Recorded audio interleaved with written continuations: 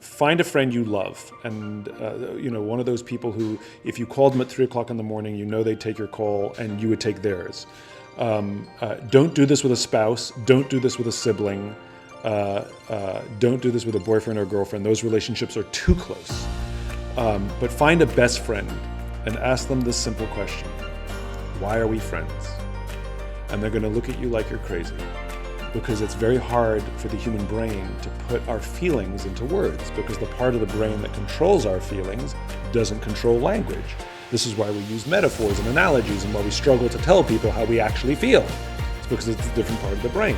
And so they're going to look at you and be like, I don't know, why are you asking me this? And you say, come on, I know you've been there for me my whole life.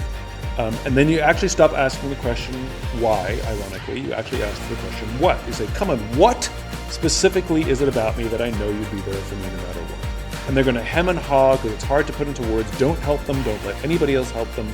And they're going to start describing you. I don't know. You're funny. You're smart. You're honest. You've always been there for me. You go, good. You play devil's advocate. Good. That's the definition of a friend. What specifically is about me that I'd know you'd be there for me no matter what? And again, they'll hem and haw, and some will get through this quickly, and some will get through it slowly, and it will be a struggle, and you have to continue to play devil's advocate. Good, that's the definition of a close friend. What specifically is about me? And eventually, they'll give up. Eventually, they'll stop describing you, and they'll start describing themselves. Like my friend said to me, Simon, I don't know. All I know is that I can sit in a room with you. I don't even have to talk to you, and I feel inspired, and I got goosebumps. In fact, I'm getting them right now. They will put into words the value you have in their life, and you will have the emotional reaction. You'll either well up with tears or you will get goosebumps. This puts you in the ballpark. This is where your why lives. And if you do this with multiple friends, they will say the same kind of thing. In fact, sometimes they'll say the same exact thing, because your why is the thing you give to the world, and amongst your closest and best friends, it is the space you fill in their lives. So that's a fun little way you can find your why. The simple answer is no. A why is the sum total of who you are. It is the sum total of the experiences you had when you were a kid, the way you were raised, what you got from your parents, your family, your friends, that made you who you are.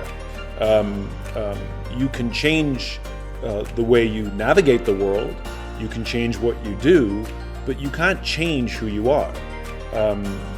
Our lives offer us opportunity to live in balance with who we are or not. Like, if we start doing things that are counter to who we are, our friends say to us, it's like, I don't know who you are anymore, right? And that is what your why is. Your why is the fundamental core of what inspires you. It is the spark that drives you. And our whys are fully formed probably by our mid to late teens. The youngest why discovery I've ever done was a 16-year-old. And that's it. So no, a why does not change. If anything, crisis reveals it to us, but it doesn't change it.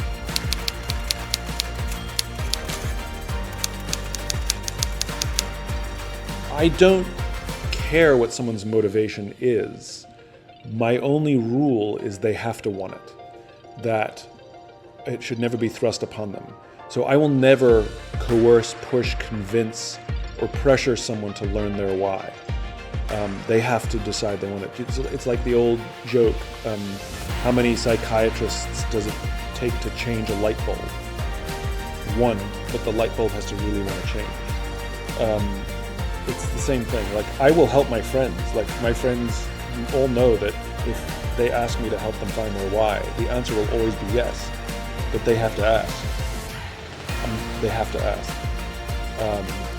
It's the same thing. So I want someone ideally and philosophically to do it, for inspirational reasons. But if they're going through a hard period or a dark period, or there's fear, then if this is a tool that helps, then maybe I don't care what the motivation is. Maybe I don't care if it's for inspirational reasons, or maybe I could argue that it's all inspirational. If you're trying to come out of darkness to find light, that's pretty damn inspiring.